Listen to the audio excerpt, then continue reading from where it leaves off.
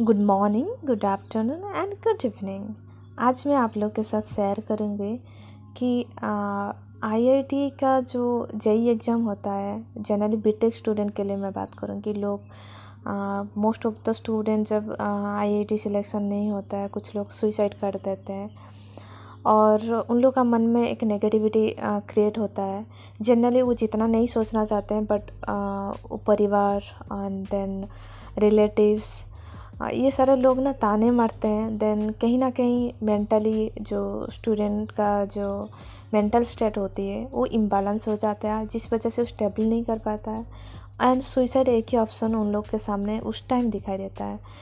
Exactly suicide एक option नहीं होता है, बट उस टाइम उन लोग को चूज़ करना पड़ता है क्योंकि they don't know how to handle the situation. ये सारा सिचुएशन बचपन से पेरेंट्स हमको सिखाते नहीं हैं। उन लोगों को लगता है कि एजुकेशन दे दो बच्चे को एंड एजुकेशन मिलने के बाद सब कुछ सही हो जाता है, बट रियलिटी और कुछ होता है। क्योंकि एजुकेशन में हम थियोरेटिकली कुछ बातें सीखते हैं, बट जब लाइफ में प्रैक्टिकलिटी आती है तब वो थ्योरी काम नहीं करता। इसलिए काम नहीं करता है क्योंकि हम लोग कभी अप्लाई नहीं करते हैं, और अप्लाई करने के लिए जो इंटरेस्ट होना चाहिए वो इंटरेस्ट हमारे अंदर में नहीं होता है। रदर देन हमारे अंदर बहुत ही डर बैठ जाता है कि मैं ये चीज़ कर दिया तो क्या होगा, उसमें लोग क्या बोलेंगे। ये डर के मारे हम लोग वो रिस्क लेना नहीं चाहते हैं, और रिस्क फिर भी ले ही लेते हैं। कुछ कुछ केसेस में क्या होता है ना, उसकी जो consequences most of the time negativity towards, मतलब उसकी कॉन्सिक्वेंस जो होती है ना काफ़ी नेगेटिव हो जाता है। जो नहीं होना चाहिए वो हो जाता है क्योंकि प्रायर एक्सपीरियंस नहीं होता है and then lack of ignorance हो जाता है एंड कॉन्फिडेंस लेवल जीरो रहता है। तो बहुत सारे फैक्टर को मिल करके ये सारा कॉन्सिक्वेंस निकल आता है। उस दौरान पेरेंट्स दोबारा सुना देते हैं, तो वहाँ पर जो एक कॉन्फिडेंस लेवल और आप बोल सकते हैं उस टाइम सेल्फ एस्टीम जो होती है ना, बहुत ही जीरो लेवल तक आ जाता है इंसान का। तो इसलिए मोस्ट ऑफ द लोग जेई जब सिलेक्शन नहीं होता है, क्योंकि काफ़ी आप लोग देखे होंगे और यूट्यूब में आप एक्सप्लोर किए होंगे, जैसे कि कोटा हो गया, कि most of the all over India की बात बता रही हूँ कि लोग बहुत ही क्रेजी होते हैं आईआईटी में आने के लिए। इसलिए होते हैं क्योंकि आईआईटी का एक स्टाम्प है, अपना एक लोगो है। तो यहाँ पर लोगो इन दैट सेंस कि एक एटीट्यूड रहता है। जैसे कि लायन को जंगल में राजा बोलते हैं, ऐसे ही इंडिया में एक स्टाम्प है कि आप आईआईटी से पास आउट हैं तो आप बहुत ही इंटेलेक्चुअली वाइजली आप बहुत ही अच्छे हैं। बट ऐसे कुछ नहीं होता है। यहाँ पर मैं जनरल स्टेटमेंट दे रही हूँ। लोग इंटेलेक्चुअली बहुत ही शार्प हैं, there is no doubt, but जो इंटेलेक्चुअली हम लोग यहाँ पर कंसिडर करते हैं मेंटल लेवल में, दे आर नॉट नेसेसरी कि उन लोग इमोशनली, फिजिकली, स्पिरिचुअली हाइटेन हो। क्योंकि ये जो दूसरी जो पहलू है ज़िंदगी का, ये कभी कोई सिखाता नहीं है। इसी वजह से शायद आईआईटी में ह्यूमैनिटेरियन जो social science and humanities, otherwise अभी जो लिबरल आर्ट्स का कोर्स उन लोगों ने इंट्रोड्यूस करा है, सो दैट जो बच्चे के अंदर में जो स्टूडेंट आते हैं आफ्टर 12th के बाद, उन लोग को एग्जैक्टली जो इंसान को कैसे रहना है, इंसान का जो सोच कैसे डेवलप होना चाहिए, ये कभी कोई सिखाते नहीं है।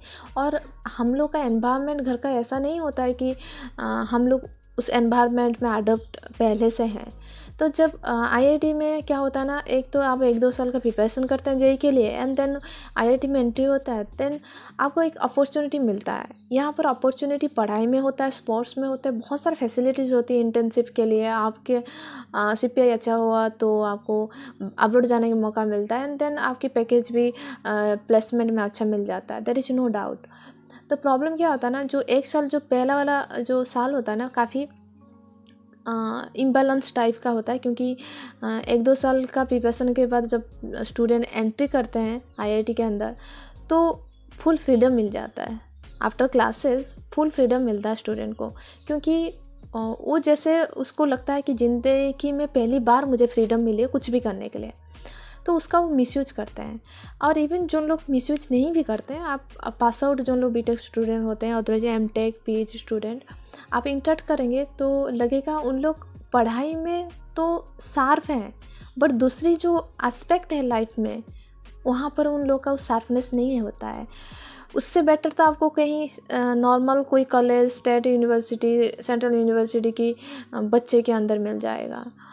तो यहाँ पर क्यों इतना इम्बैलेंस है, ये सिर्फ पढ़ाई को लेकर के इतना क्यों डिमांड करता है आईआईटी, रेदर एक बैलेंस लाइफ क्यों नहीं सिखाता है। तो ये बचपन से जो चीज़ हमको सीखना चाहिए, ये हम लोग क्यों आफ्टर 25, 30, 60 के बाद सीखते हैं। ये इसका क्या मतलब है, जिस चीज़ में आफ्टर मतलब एक मिनिमम आफ्टर 5 इयर्स में मुझे लगता है कि पेरेंट्स को ये चीज़ सिखाना चाहिए बचपन से, कैसे लाइफ को आप खुद ही हैंडल करना चाहिए। तो ये चीज़ जब नहीं सिखाते हैं तो क्या होता है, 10, 12 बहुत ही टीनेजर जो टाइम होती है जहाँ पर दिमाग इतना साफ नहीं होता है सोचने के लिए, तो हमको लगता है कैरियर एक ही ऑप्शन है जहाँ पर सर्वाइव हम कर पाएंगे, बट ये रियलिटी नहीं होते हैं। रियलिटी चेक जब हम करते हैं तो लगता है कि यार ज़िंदगी तो इसमें कुछ खास ही नहीं है।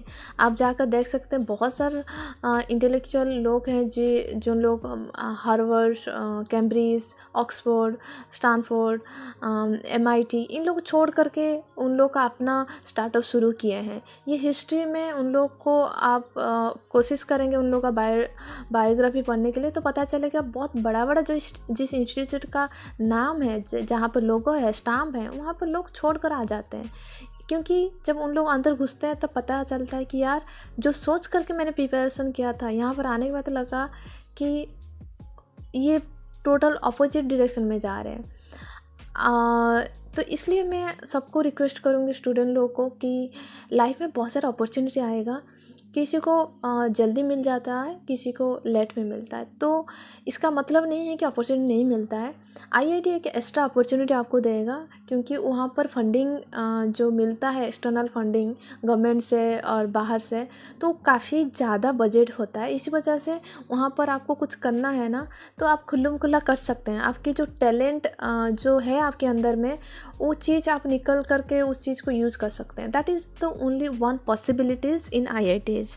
रेस्ट आप दूसरे सारे चीज़ का जो फैसिलिटी जो होती है आजकल मोस्ट ऑफ द जगह में मिल जा रहा है।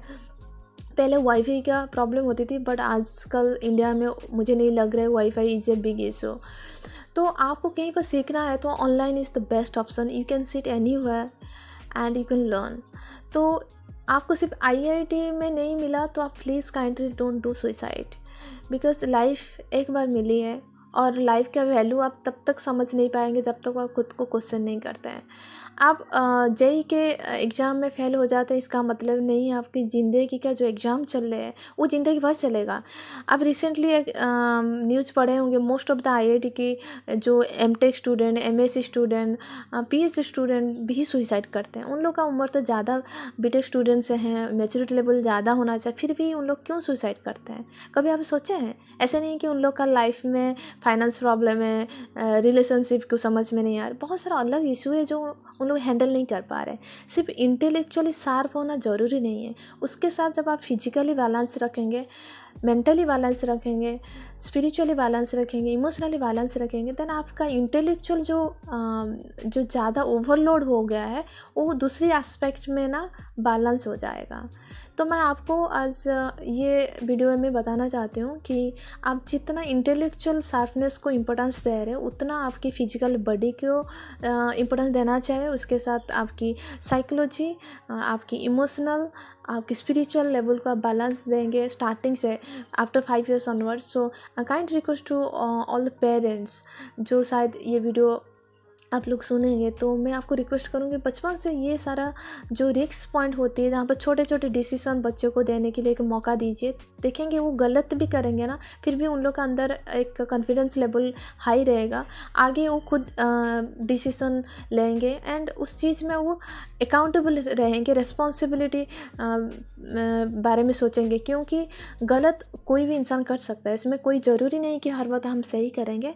तो गलत करते करते हम सही सीखते हैं। हैं, ज़िंदगी एक एक्सपेरिमेंट है। जब तक एक्सपेरिमेंट नहीं करेंगे एक्सपीरियंस नहीं होगा, और जहाँ पर एक्सपीरियंस नहीं है तो मुझे नहीं लगता वो लाइफ को वो एक्सप्लोर नहीं किए हैं शायद।